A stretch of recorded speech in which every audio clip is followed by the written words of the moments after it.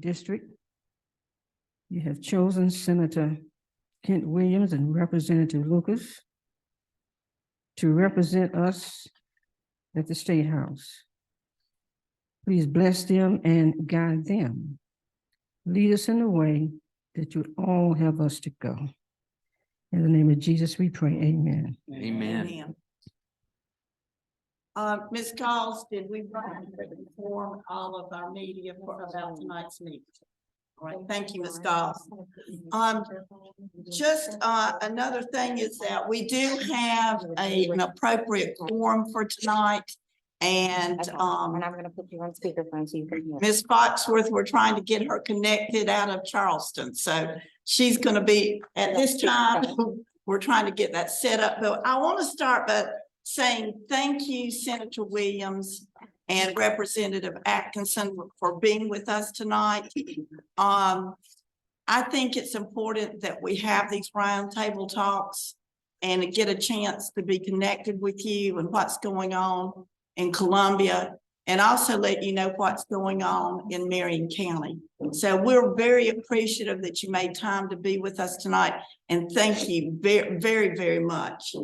I need to go to item 5, approval of the agenda for March 20th, 2022. You've had a chance to review your agenda prior to tonight, but do I have a motion to accept the agenda that was presented? Madam Chair, I call for a point of order. Thank you, Reverend Brown. We have a motion. Do we? No. I call for a point of order. Oh, okay. I'm sorry. Yes, ma'am. I rise to state that this is an improperly called meeting and to give the reasons why. On Tuesday, March 21st, 2023, an email was sent to each board member and our superintendent stating that a special legislative delegation roundtable would be held on Monday, March 20th, 2023, which is today, at 5:30 p.m. at the Marion County Central District Office. When I checked my email on the morning of Wednesday, March the 22nd, I was surprised to see the call for such a meeting did not follow our protocol, nor the guidelines by Robert's Rules of Order. I immediately responded to this email with the following question: who scheduled this roundtable without checking to see if everyone could attend? From that moment until now, no one responded to my question. Before I read what 2 other board members sent in their emails in response to the special call legislative delegation roundtable email notification, let me say that I called our board's attorney this morning and asked him if emails were part of public records and could be read in this meeting. He stated that anything in the email is part of public records and could be read in this meeting. I shall now read what the other emails posted by 2 other board members who were surprised to see that protocol was not followed for tonight's meeting. On Thursday, March 15, 2022, I checked to see if there was a response to my question. There was not. However, I saw that board member Oglerita White had posted the following message. Good evening. I too am concerned about the scheduling and agendas that are not respectfully submitted to our board.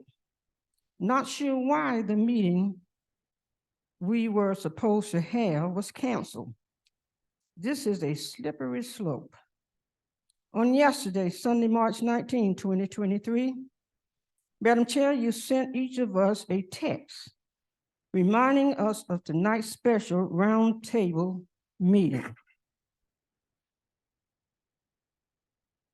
In response to that text, our Vice Chair, Nadine, responded that she had no idea we were going to have a meeting.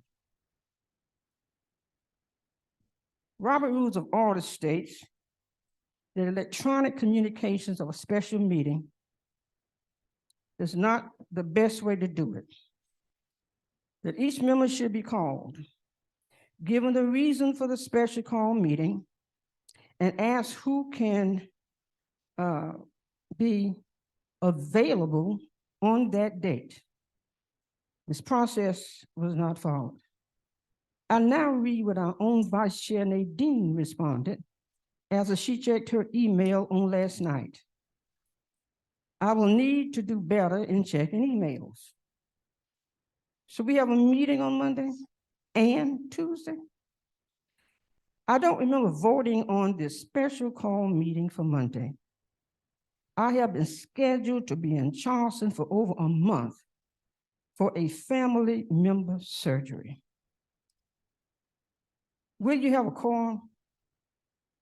If not, can that too be canceled? Who scheduled it?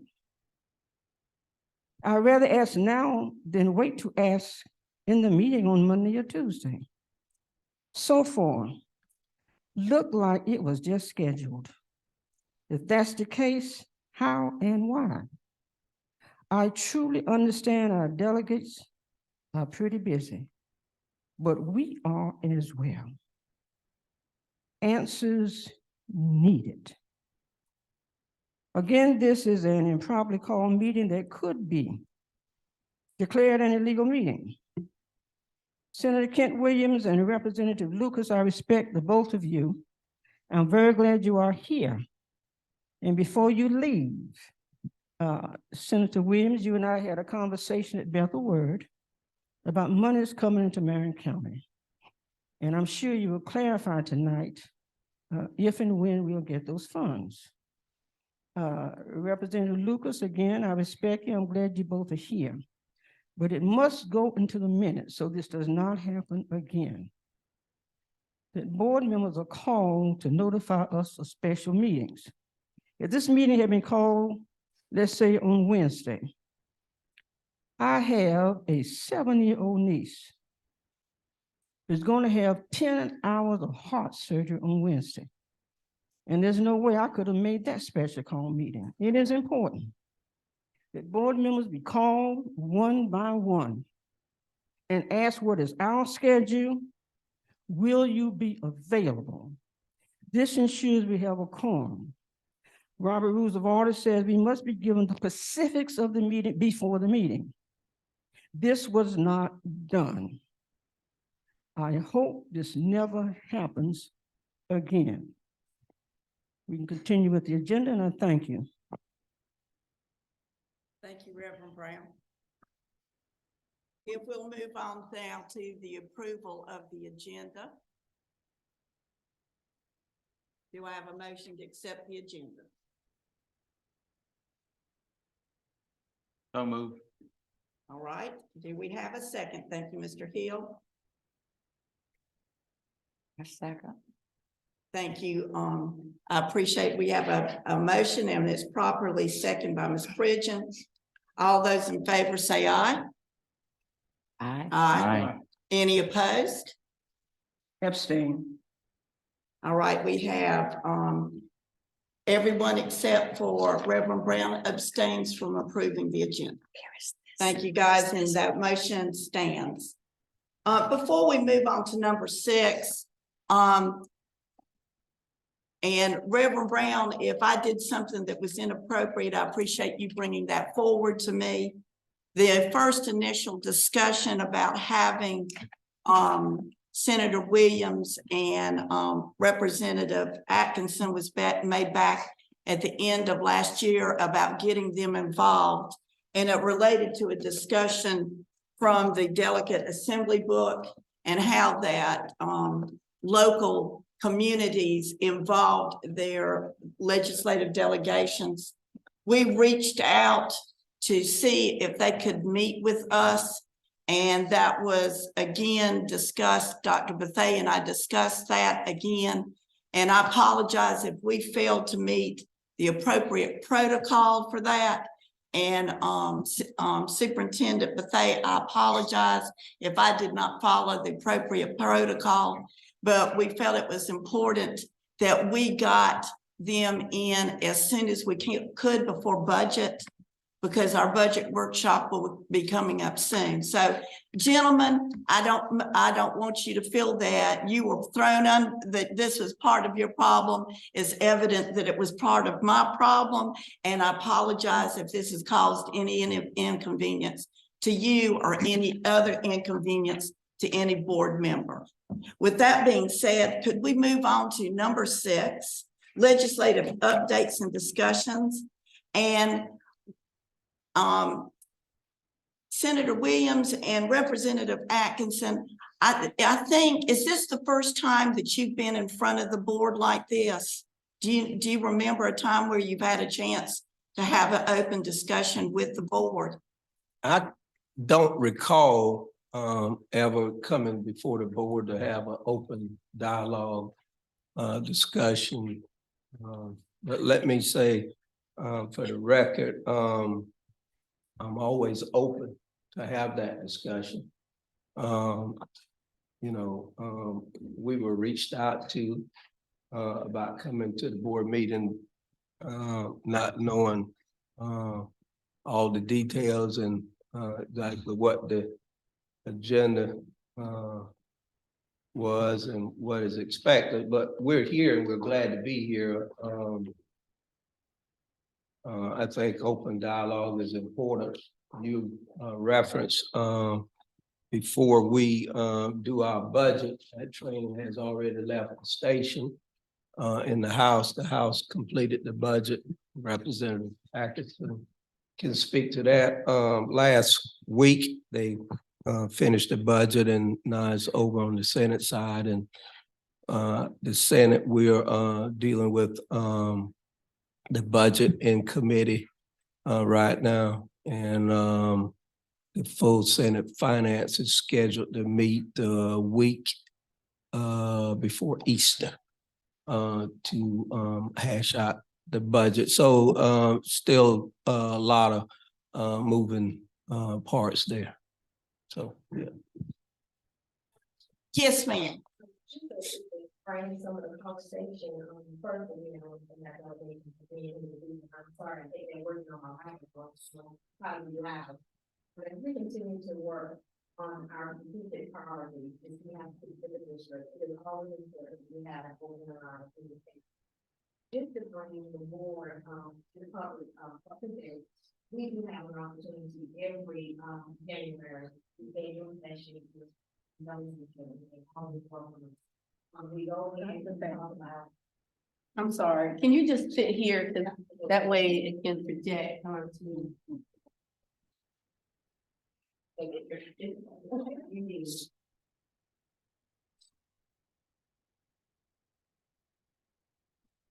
And we talk about any bills that we are aware that can impact education statewide as well as locally. We also talk about the needs of the district.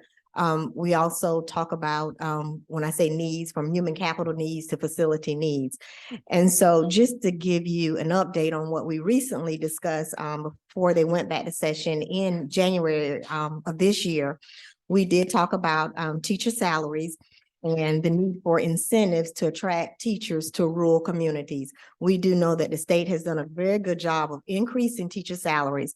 Last year, there was a $4,000 increase, and I'm thinking this year there will be a substantial increase as well. But we also talked about the need to do something additional for rural communities as well. We also talked about our salary study and the need to advance salaries to make sure that we have good human capital coming into our district. We talked about school choice and scholarships, which we know that bill has already been approved. So now our discussion needs to be, what do we need to do to make sure we're marketing our public education since that bill has been approved? Also, we talked about early childhood education, and that has been a continuous discussion of, can we get children earlier than 4 years old? Can we get our 3-year-olds into our system as well? And also the need for potential after-school care, because many families choose to keep their children in private 4-year-old programs because of the after-school care, and they're able to keep them there a little later. We talked about our school report cards and growth and college and career program expansions that we've been doing at ACT. And we also discussed capital projects. And to make you aware that right now, if I'm correct, there is a formula by the state on how they allocate those capital funds. And if my calculations are correct, I think they've already dispersed about 16 districts and we're number 17. So we're hoping to be soon with that. And so that just gives a little bit of background on some things that we've already talked about earlier this year. Didn't know if the board wanted to, expound on some of those things. In prior years, the conversations have been very similar, but just kind of based on what is on the docket in terms of legislative provisos and changes with the law. And so with that being stated, just wanted to give a little bit of background to the board on some conversations that we already have had with delegations. All right.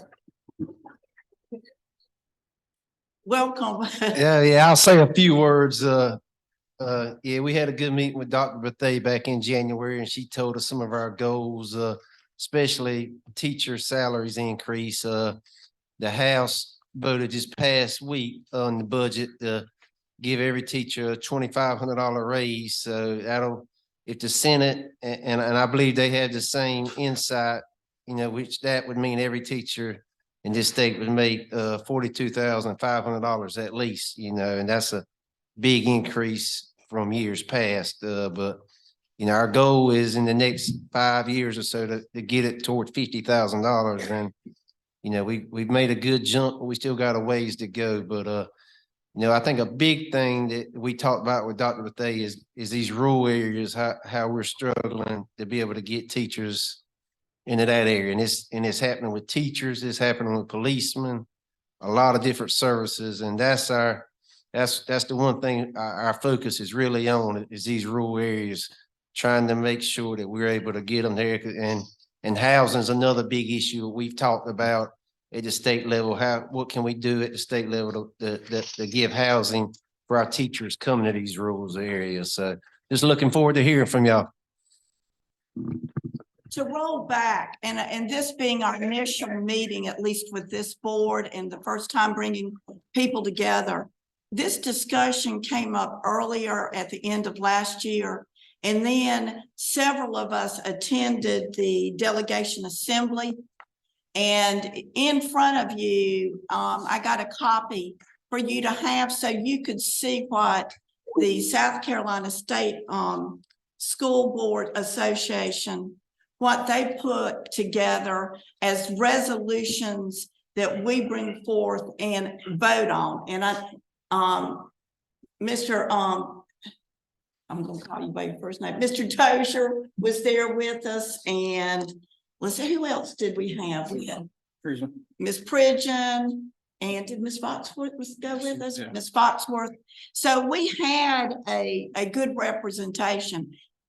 I think in the reason that we felt in our discussion when we were there and came back and shared that after that meeting about the resolutions and how that we as a board need to be more involved in it. There was also a discussion about making sure that we're having these conversations with you so that you understand. We know that you're meeting with Superintendent Bethay, but also with the board as well, as we look at what are our biggest concerns. And I think when you look at this later on, we voted, our two representatives voted for the majority of these, but there were certain resolutions that we did not vote for. And one of those was number 22 and 23, nonpartisan election of school board members, public school choice, and tuition tax credits and vouchers were ones that we didn't feel collectively that was appropriate. And Ms. Foxworth was our lead person for our delegation. She's not with us today. She is in Charleston, but we felt like you would like to see where it's coming from the collective school boards of South Carolina. And this document is not made available to us in printed form till we get there so that we can see it. But thought you would be interested in that. I know that Mr. Hill made a comment when he called me about, could you expand on one of your concerns that you said earlier tonight? You Do you better mind? remind me. I think it had to do with salaries and the increase. Yeah, what concerns me with the increase is the first year teachers are going up to 42.5. And we have teachers that have been here a while, and it's hard for us as a public school to keep up with that volume of raises going on, that we want to get them higher than first year teachers is the only fair way to be. And I think you're having the same problem with state employees too now with the raises y'all got going on. You're right, Mr. Hill, and that's something we're trying to address. You know, basically what we're dealing with here are basically two issues when it comes to our teachers. One is recruiting new teachers Right. into the profession. And I think the General Assembly, I can honestly say, I have gotten laser focused on addressing our teachers' pay across the state. And I can truly say that I believe the General Assembly is committed to addressing this issue across the state. However, and you're right, we're focusing a lot of attention on raising the starting salary for new hirees, but at the same time, we still got a problem with teacher retention. Right. And pay means something, you know, and that's something we're looking into and we're trying to address and kind of do them simultaneously as much as possible. But I believe in the funding we have given the school district, Dr. Bethay, some flexibility with some additional funding where you all can kind of use that money at your discretion and you can raise teachers' pay, I believe. That is the case. Well, I guess we will have a clear picture of the new funding model. This year, the state has operated off a new funding model. But about 2 weeks ago, and we'll be discussing this with the board tomorrow night, we did receive communication, every district in the state, that there was a funding error. And so at many districts, the projections were wrong. And the concern is receiving that notification in March. Now, of course, right now, we have a pretty decent reserve, so it can be taken care of. So right now, we're really a little leery to say if the new funding model really is going to be advantageous for us or not, because of the uncertainty of the error that was made in this year. Okay. So we're hoping the new funding model will help us, but right now, we're just not 100% certain. All right, Mr. Dozier, do you have any questions for our legislative delegation? Not at this moment, I'm still catching up. You're still, okay. Ms. Pridgeon, do you have any questions or any information you would like?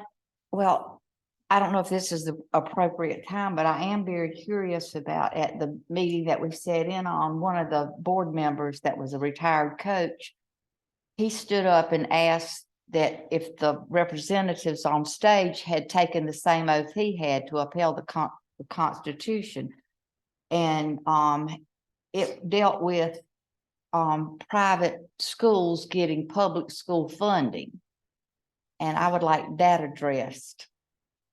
Well, let me say for the record, I do not support taking public dollars supporting private schools. Thank you.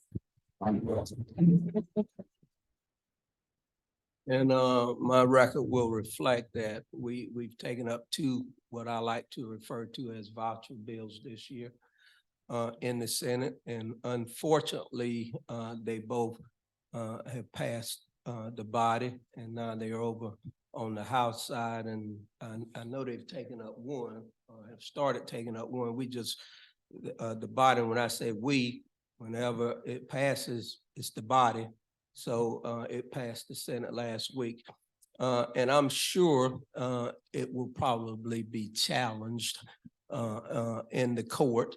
And I don't care how you look at it. In my opinion, the first one, and I want to get in all the details because I don't have my notes with me, but basically what it does is help those that are already attending these private schools. Cause you give like a $6,000 tax credit, so to speak. I mean, a lot of these schools given here in the state, I mean, they'll cost 15, 20,000 a year. So, you know, that's not gonna be beneficial to the children that really need the help the most. So, you know, we had a lot of debate, a lot of discussion on that. That was a box that had to be checked in the body, those two boxes, and they've checked them, you know. And one thing you have to realize, we put up the fight. We fight every day, but you all are pretty good at math. We're not in control. And that's what I tell people. We're not in control, but we introduce amendments and put up amendments to try to make a bad bill better as much as possible. But even at the end of the day, it still does not help the children that needs the help the most. It basically hurt them even more because those parents that can afford to send their children to a private school and have resources and transportation and so forth, they will be able to do that. But those that can't, they're left behind. And when you lose funding in your school district, of course, it's supposed to, and that remains to be seen, not to take funding, already funding from the school district to kind of keep them, make them harmless, but it remains to be seen. Is the Madam- funding, Go ahead. is the funding that the private school children would receive, is it based on income or disability? Or I thought I read something that said something about disabled. Well, the last bill we just passed in the Senate would help disabled, disadvantaged children. It would be good for those children. But it's kind of like a tax credit where big corporations can come in and give hundreds of thousands of dollars or whatever that number could be, but they get to say where that money. So no matter what the income is of the parents, they can. It doesn't matter. I Doesn't don't think matter. income is a factor in this. And Madam Chair, just want to add from an accountability perspective, when you start giving public school dollars to private schools and you don't hold them to the same standard, is the concern that we have with assessment, the public scrutiny over your assessment, the whole entire accountability system. There's no measure or accountability for them receiving those dollars. And so over time, I do believe that really needs to be looked at. Well, we There should be addressed some that standard. when we debated the bill. However, you know, there again, like I said, we did not win that battle. I agree with you, Dr. Faith. The accountability is not the same. Public dollars, there's accountability. Mhm. Those private dollars, those private schools, it's not the same accountability, and so it's not a level playing field. And that's what we're doing. Yeah, I'm gonna speak 1 second. The House, we're about to take up this voucher bill, and we've already, our House Democrat caucus is definitely 100% united to be against it. We think we'll have some Republican support, just don't, know if we can get enough of it. But another issue that I've been fighting this year is dealing with high school sports, and it's kind of touching on some of this same stuff with these public charter schools. You have schools like this Oceanside Collegiate, some of these schools all over the state that are public charter schools, but they're able to go out and recruit these big time athletes. And I've talked to some of our coaches in Mullins about it, but you know, it's putting our small schools at such a disadvantage. So we're gonna try to, we got a bill I filed back in January. We're gonna try to get it where these charter schools can't compete against our schools here. You know, it's really a disadvantage for your 1A and 2A high schools, but you know, we're fighting against the high school league right now, trying to do that. But I can keep y'all, I've talked with the coaches in this area and I'll keep y'all informed on how that's going. Sounds good. Mr. Hill, I know. I you think had y'all your got hand it, but up. I just, if we gotta go to school choice and private schools are getting our money, the state of South Carolina money, then they need to be held to the same standards as public schools, the same scrutiny that our teachers have to go through every day about test scores, everything else. They need to be held to that same standard if they're gonna get public money. Well, I can tell you right now, that is not the case, I know, I read all the news, and unfortunately. on Lucas's part with charter schools, I've been studying that thing, and 21 out of the last 26 2A and 1A state championships have been won by public charter schools. And give an example, he just said a name, Oceanside baseball team had 6 baseball players, unheard of, signing Division I scholarships in December. And they should be held to the same standards as public schools. Yeah. They need to be in class like we have to be in class. They need to be in districts like we are in districts, and not being able to recruit all over the state and everywhere else. It's just not a level playing field for our kids and our coaches that are trying to build the teams. It's just not a level. And playing that's our argument. You know, these public charter schools are only competing in 1A and 2A leagues. So Right. it's not affecting your big high schools, but you know, they could be winning the 5A state championship if they were playing in that Well, league. you're And, right with 6. and it's more, you know, and it's more, I know everybody thinks about football, basketball, and baseball, but they're winning cheerleading competitions, softball, any tennis, they win in every Volleyball, sport. It's not volleyball. just your real big 3 sports that they're winning. They win in every sport. Well, I call them a sports fact, is what I call them.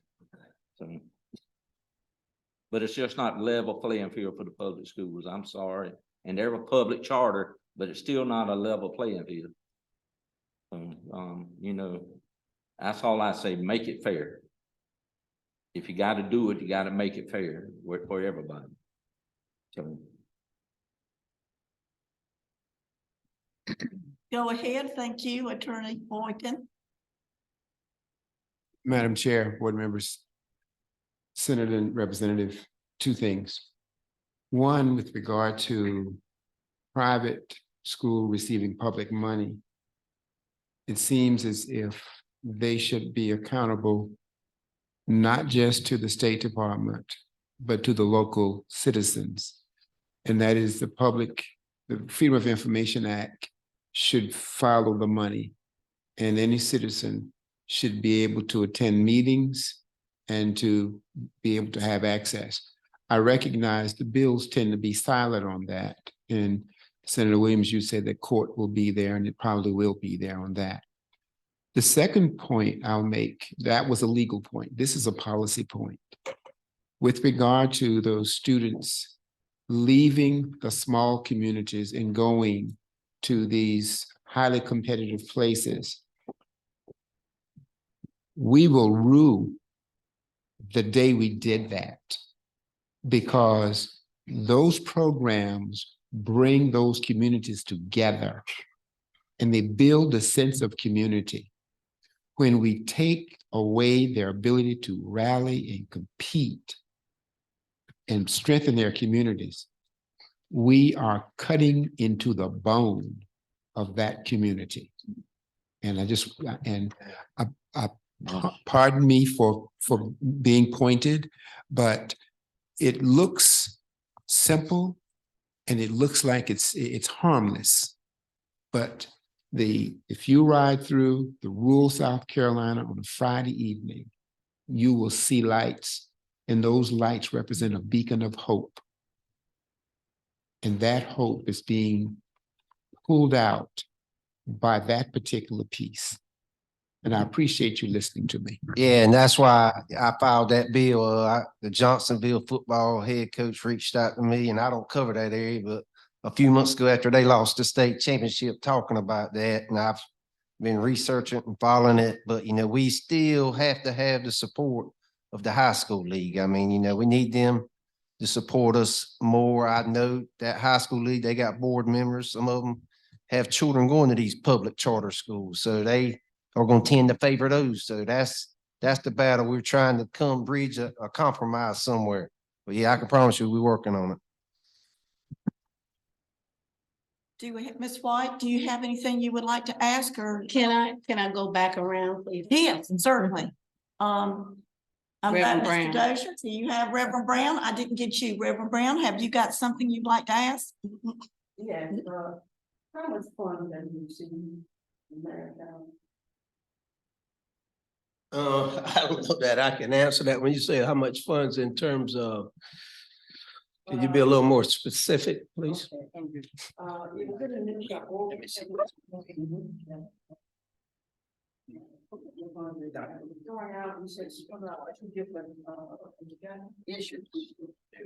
When we talked, you said some funds will be released at one time, and then another set of funds will come later.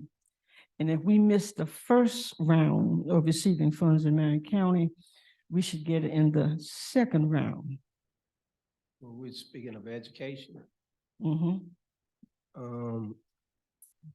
I do know, and Dr. Bethay referenced it earlier, there's a list or a priority list, how those funds are for facilities, if you will.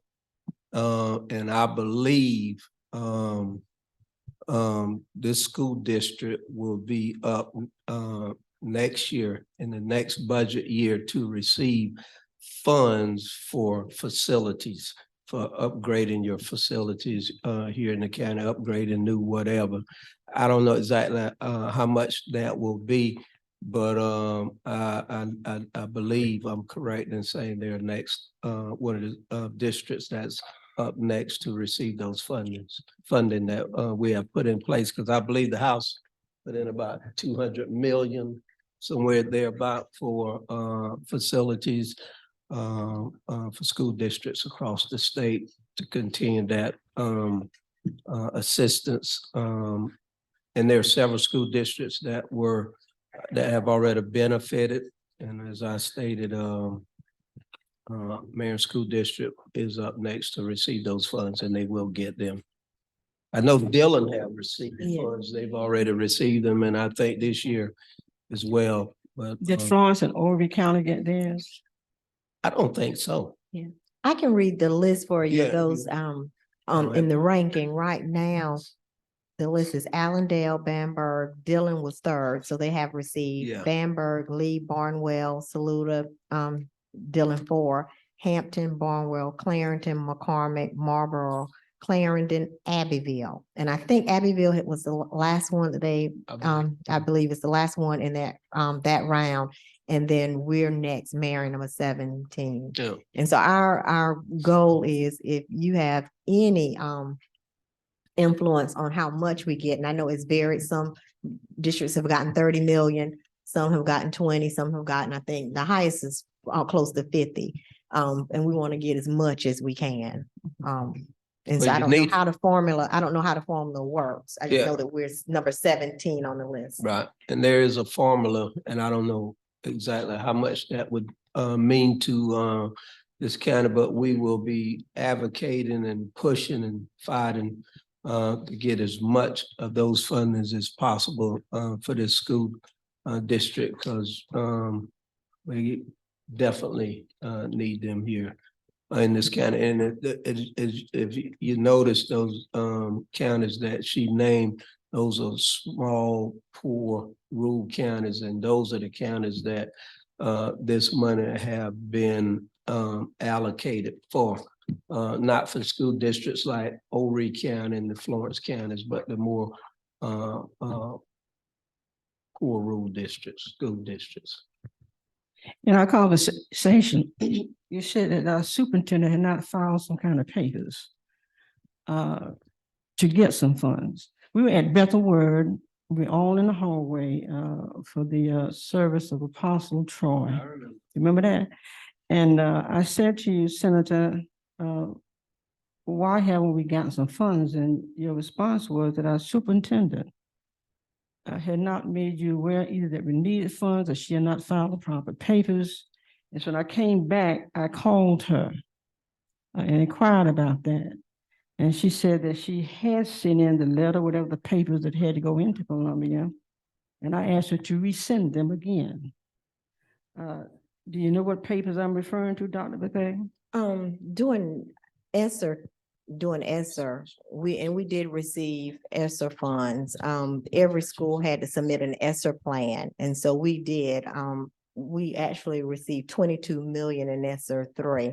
Can't remember exactly how much we received in ESSER 1, and every ESSER bill, and I think I brought that information to the board. Every ESSER pot has gotten bigger. The first one may have been 8 million, and then the last one was 22 million. So we have received all of our ESSER funds. You're saying the papers are in? Yes, No, ma'am. she's saying the money is in. The Okay. money is, Yeah, yeah, the she money has is the money. in. You had to submit plans to get your ESSER money. Right. So the So we papers have- you told me you had submitted, what papers were those? An ESSER, every district before the state will send you money, you have to submit a plan on how you will use it. Correct. And so and we had to post the information to our website. And actually, we still have, I think, information posted to the website, don't we? Where you get input on how you use your funds. And that's how we've been doing, like when we've been doing over the last 2 years, our incentive bonuses, like if you sign your contract, when we've given staff stipends for different things, how we're operating Saturday school, academic recovery, because I think it was 25% of that had to be towards learning loss. So we received every bit of the ESSER funds that we have. Oh, yes, and they won't send you the money if you don't do your ESSER plan. Yes, ma'am. Yes, You ma'am. have to submit And your everything was on time. And everything is on time. Yes, ma'am. Everything was submitted to our state. Everything was done on time.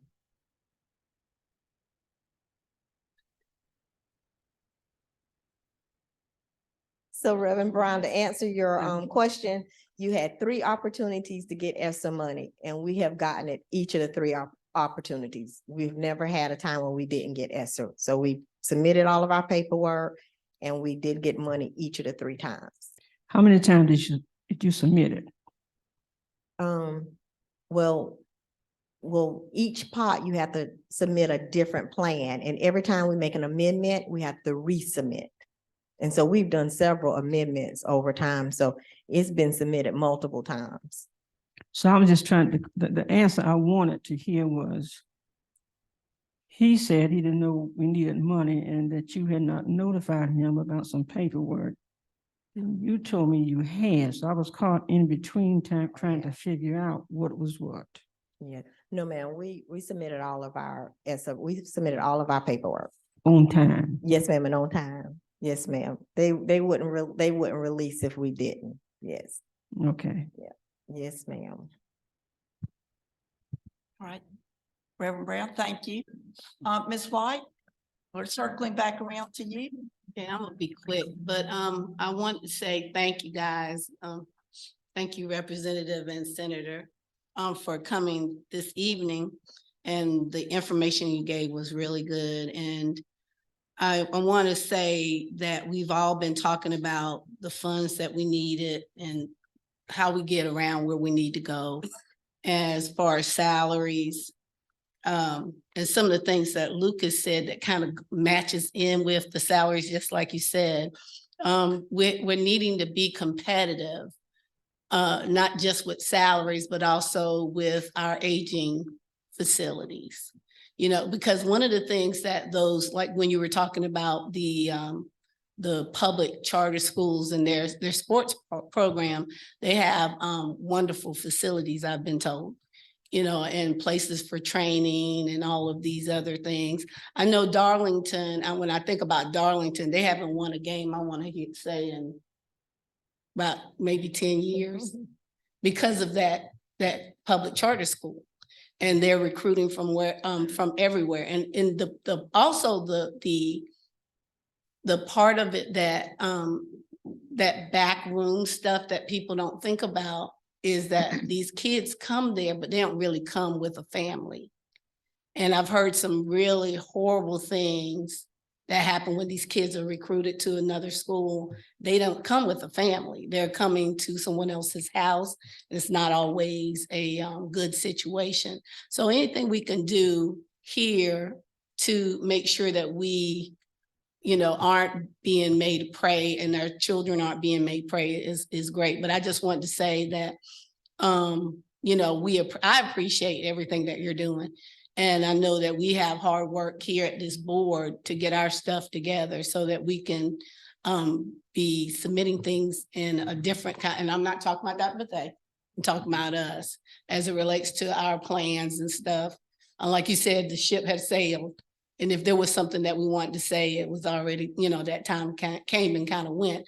But I wanted to make sure that you knew that we have been responsive and that we are trying to put a plan together so that we can be more competitive.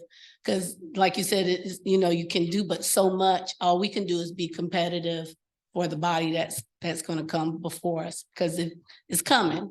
Right. We just need to be competitive by having facilities and staff that are paid well, so we can be competitive when we recruit. And I agree with you, Ms. White. Going back to the charter school that recruit these kids from all across the state, one advantage that they have is they have a lot of resources. They have a lot of resources. That's how they are able to recruit these top-notch students all across the state. And it's hard to compete with that. And the other thing, they have some pretty serious contributors, donors, if you will, that support those schools. And the thing it is, it's hard to compete when you don't have the resources. And it's just like with a lot of our neighboring counties, a lot of things that they're able to do that we're not able to do here is because of their local support they have, their local tax base, their local revenue.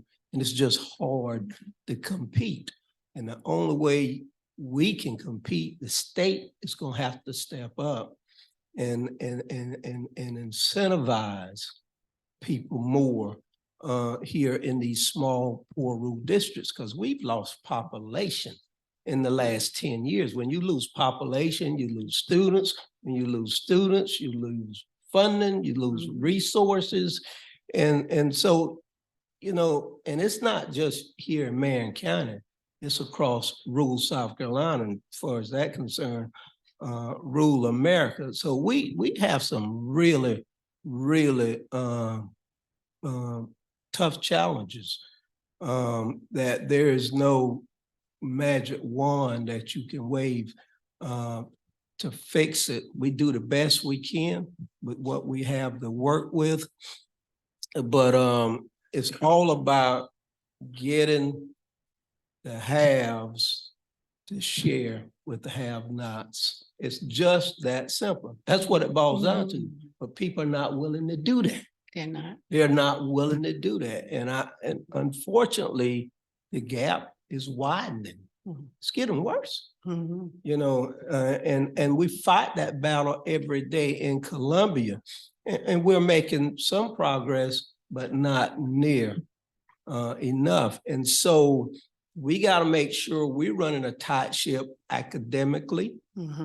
You understand what I'm saying? We got to do everything that we're supposed to do as a board, as an administration, as a community, so that we can at least retain our population. You know what I mean? I do.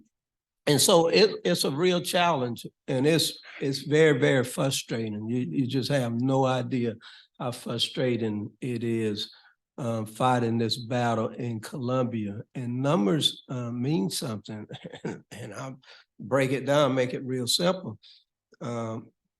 just like with Senate District 30. I represent 5 counties. So you all share me with 4 other counties. Well, when you look at Greenville, they got like 6 or 7 or maybe 8 senators. You know, Charleston the same way. So numbers mean something. And it's just, you know, it's hard to compete, and their mindset is different now. These people who are getting elected from these districts, let me tell you, they have a different mindset, and they don't get it. And I think it's largely because they don't care. They don't want to.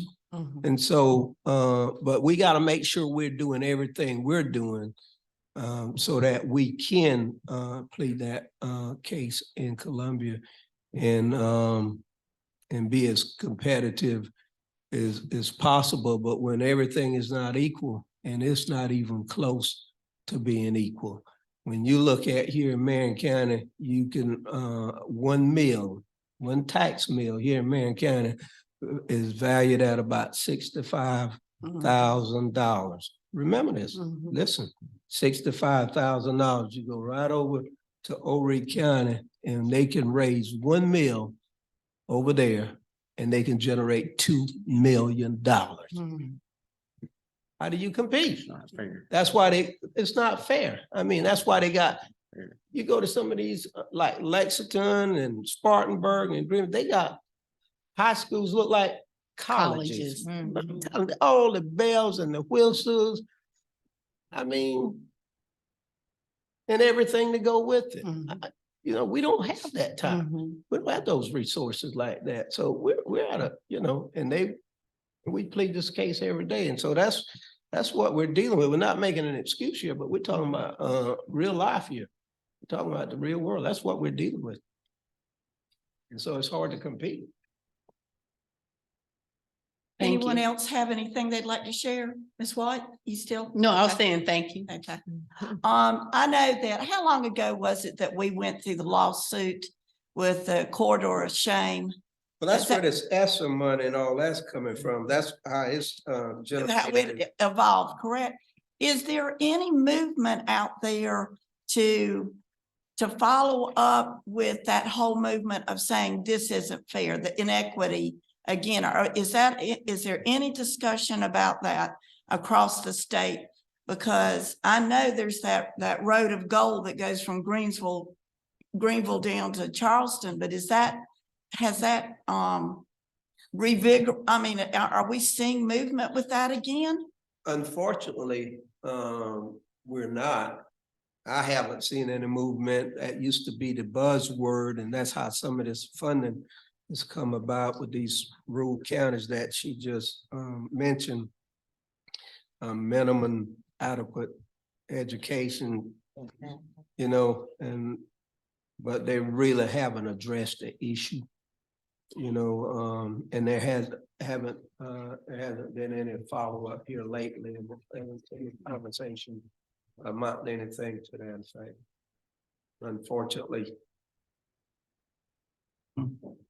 In February, we had our South Carolina School Board Association annual conference. And one of the breakfasts I went in, and I'm an early bird, and there was a table there and a chair available, and it ended up being the whole table was Horry County's school board. And I recognized 2 of them and sat next to one that had just been put on the board, and I had met Pam through other circumstances, but her comment to me, well, first of all, is we love to get teachers from Marion County. And you're sitting there and you're going, well, you know, that's a lovely way to start your morning because we're losing and you're gaining, and we've done the training to get them so they can go. And it's a conversation that we train so you can gain by our training. But the comment she made to us was, Horry County's running out of real estate, especially Myrtle Beach, and they're coming. I mean, everybody discussed this. They're moving to Marion. Are you seeing that? Are you hearing that We're seeing some of conversation? that. There's no. You question. are seeing Yeah, We're that. seeing some of that. We're seeing, people starting to, buy real estate here in Marion, homes and so forth. That And, are coming from the well, I don't know. east. I don't know Okay. that they're coming, from the coast area. There's a few, Okay. for sure. But we're starting to see people, move into Marion County, and that's a good thing. Hopefully it will help our tax base. They're buying homes, they gotta pay taxes and so forth. And I think, you're gonna see, more of that, more growth, in Marion County. Once upon a time, we had a lot of houses on the market here in Marion County. You couldn't hardly give away. That is no longer the case. Now housing is a big challenge. There is no housing, no rentals and so forth. And that's also, something that we're now working on, is housing. Cause if you hire teachers, they gotta have a place to live. It's like for them to live Mhm. here in Marion County. It's just like industry. If they locate here in Marion County, chances are they won't live here in Marion County. And that kind of defeats the purpose as well. Cause when they live here, it helps our tax base. So, but we're starting to see growth, move this way. Well, the point you made about increasing tax base, is there state incentives for rural community and bringing businesses into rural communities? Not enough. Not enough. Just like in the education field, and like Representative Atkinson alluded to earlier, we see it in state employees, we see it in police, we see it in EMS. You know, we train them, we hire them, we train them, Mhm. and then they'll go right across that river wherever they can make $7,000-8,000 more a year. And it's all relative. You know, people gotta support their families, and money matters. And so, you know, same thing with the detention center. You know, we train them, we send them to the academy, they get certified, come back here and work a little while, and they'll go to Florence or Reed, they can make more money. Of course, we got a state law, if it's within 2 years, they have to reimburse the county for the training and whatever, but still, yeah, you know, that have not stopped them. Yeah, and I mean, it's, I'll never forget watching the news about a year ago when they showed that Horry County was, looking for 100 new teachers. I mean, you never saw that 5-6 years ago, but I mean, whenever that happens, everywhere across this state is looking for teachers, and, and money is an issue, but, we got other issues, like putting a lot of paperwork on teachers that, maybe if we could cut down on that, just behavior, just a lot of different stuff, I think is reasons that are driving our teachers out of the classrooms. Well, we know that hiring is a systemic issue, not in our state, but nationally. Yeah.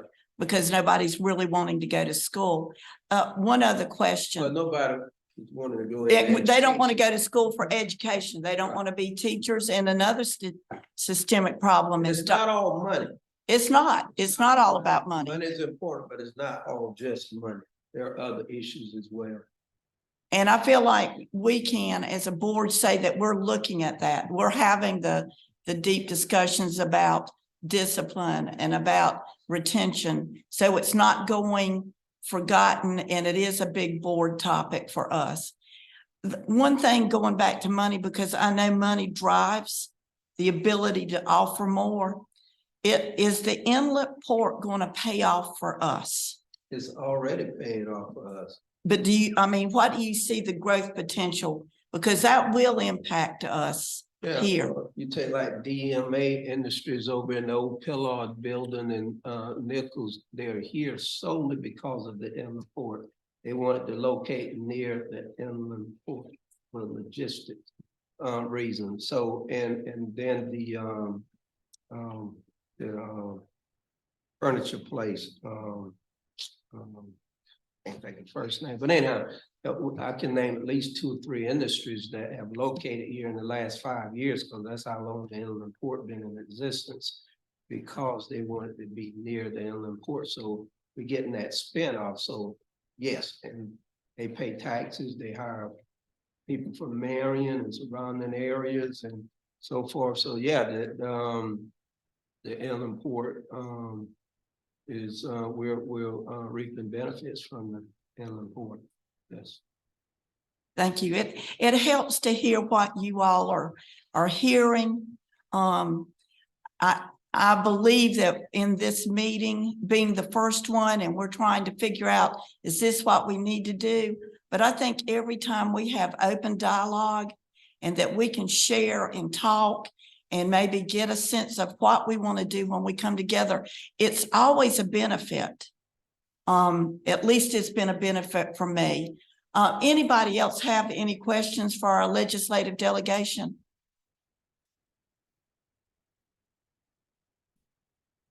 In closing, I just like to reiterate what was said too. You know, we've always met with Dr. Mathay and her staff administration and talked about their agenda and their goals and the issues and challenges and where we might can help them. And we have no problem having that dialogue with you all as well. I think it's good and healthy to have the discussion because who knows you all needs better than you all. You know, I'm not the expert here, so we look to you all to tell us what we can do in Columbia to help you all better serve and educate our children here. And you know, there are those things we can do and we will do, and there are just some things we can't do. And you got to be smart enough to know the difference. And so, but we put up the fight, because let me tell you, what you all do here in terms of education is the nucleus of this county and the growth of this county. Education is the key. I tell people all the time, the best recruiting tool you can have is a good school system. If you got a good school system, you don't have to recruit people. Guess what? They'll find you. That's a fact. People know more about your school district, more about your county than people who live here. Because, you know, it's all out there. And they research these things before they decide to make a decision where they want to locate industry and what have you. And I tell people this all the time. You know, it means it's so important. And it's not the CEOs who runs the company making the decisions where they're going to live and so forth. It's those wives. You know, they want to make sure their children, their families have access to a good quality education. And that's where that will determine where they will live. And it's a fact. And so when your school district is not up to par and you know, it's a real challenge. It makes everything else a challenge all across this county when it comes to recruiting industry, businesses, and everything else. This is the driving force, right? I'm telling you, it is the key.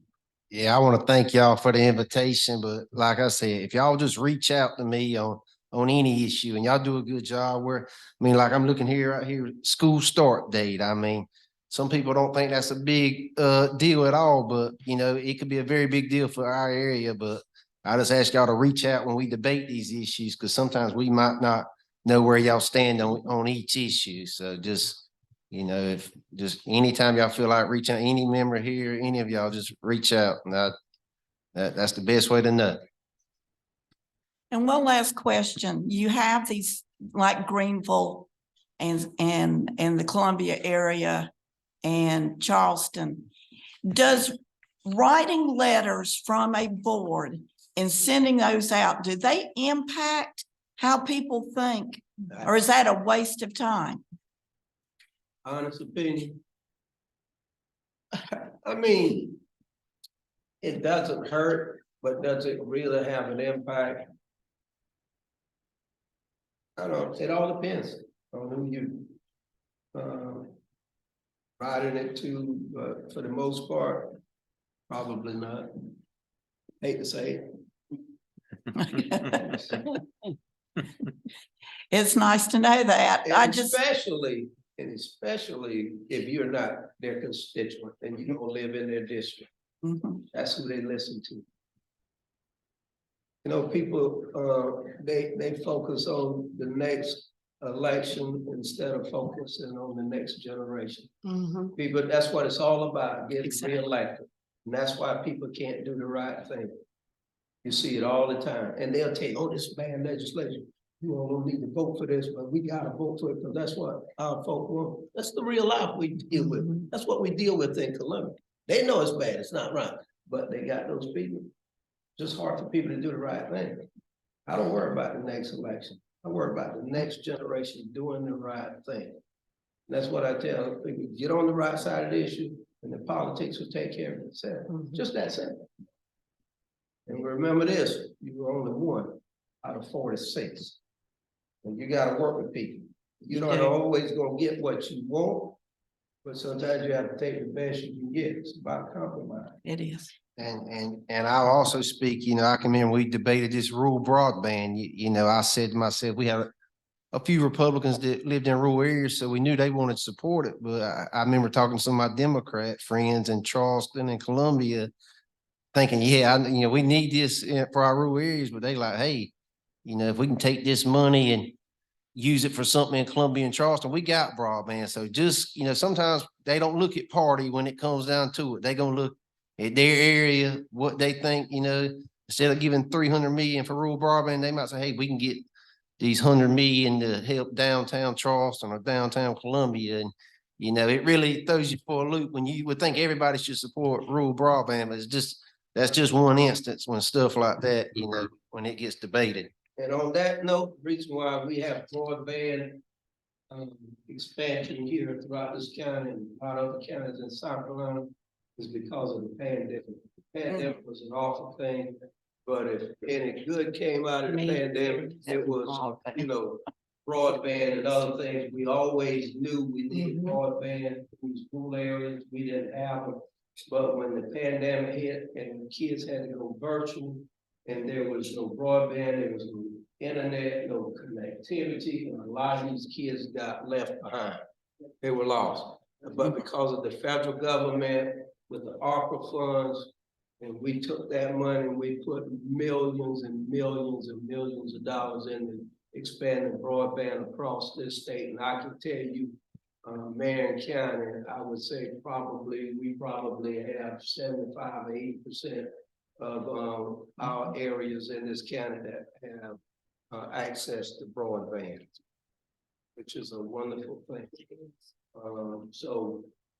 But it is what it is. We continue to fight the fight, but like Representative Packard said, when we debating bills, you all see the bill, call us. Don't assume we know. We don't always know, we don't always get it right, but we have to make that decision based on the information that we have before us or been provided to us. But we do kind of know. We know what the challenges are here. We know what the issues, we know what's good for this county and what's not, and we're trying to do that. The voucher bill, and the last one we passed last week was much better than the first one, but it's still a voucher bill. It still takes away from our public schools. It still hurts our public schools. For that reason, I will never vote for a voucher bill. Thank you. Because in my opinion, it erodes, it's chipping away at the public school.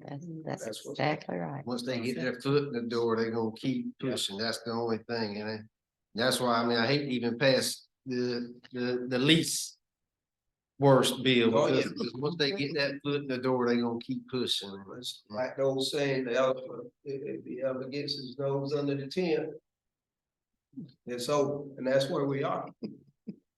Don't gonna get worse. I hate to say it, but that's what we're dealing with.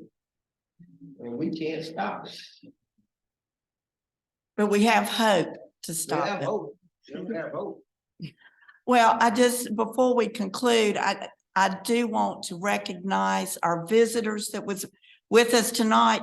We love having people to come, and we encourage you to come every time, because that gives us hope to see that you're interested in what's going on in the school board.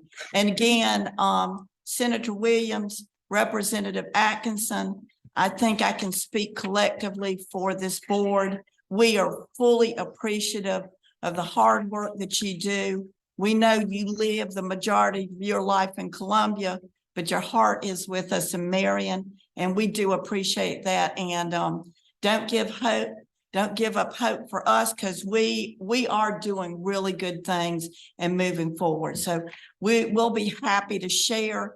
I'll get back with you about timelines, about maybe when we could meet again, that would be more appropriate to what your timeline is, as opposed to our response to this meeting. But again, this meeting and listening to what other boards across the state are doing is what drove tonight's meeting. So we thank you for being here for the initial meeting. It might have been a little discombobulated, but the next time we meet, I promise you it'll be different. But thank you again so much for being here. Before we leave, I don't think we have any issues for executive session. Do we have any, Dr. Bethune? Madam Chair, Yes, ma'am. I'd like to go into executive session for a legal matter. All right, certainly. So we're going to go ahead and I'll need a motion to go into executive session. And again, thank you, gentlemen, for being here tonight.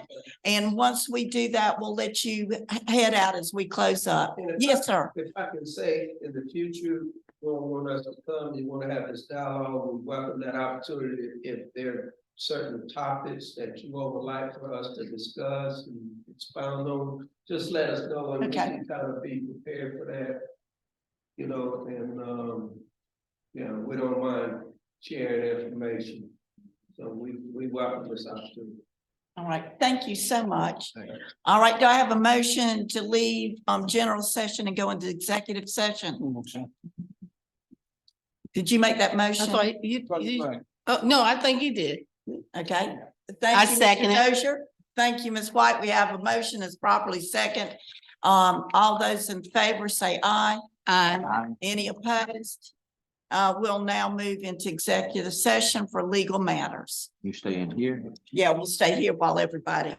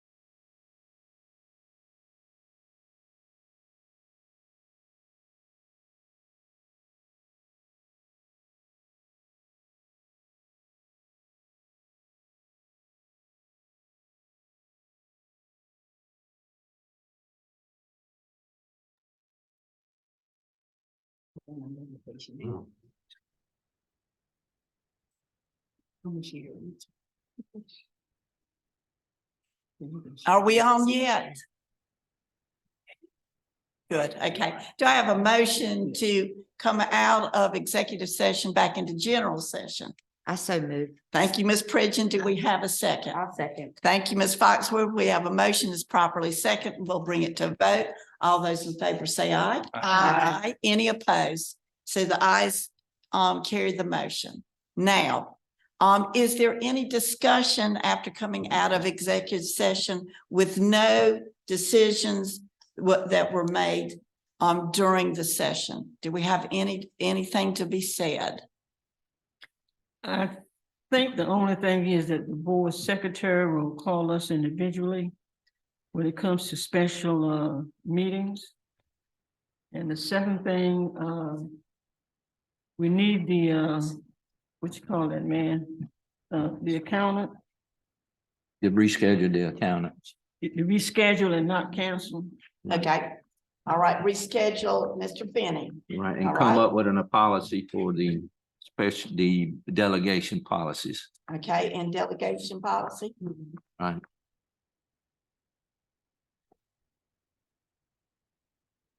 Any other discussion? All right, yes, Oh, can I do that, ma'am? Or I have to wait until tomorrow? We have to wait till tomorrow. and then we'll change the agenda. Okay, all right. All right, with that, do we have any other motions on the Madam table? Chair, I make a motion to adjourn. Thank you, Ms. White. We Second. have a motion. Do we have a I second? did. Thank you, Ms. Pridgeon. We have a motion is properly second by Ms. Pridgeon. All those in favor say aye. Aye. Any opposed? And the ayes have it and the motion carries. Thank you all for this evening and thank you for your patience with obviously my debacles.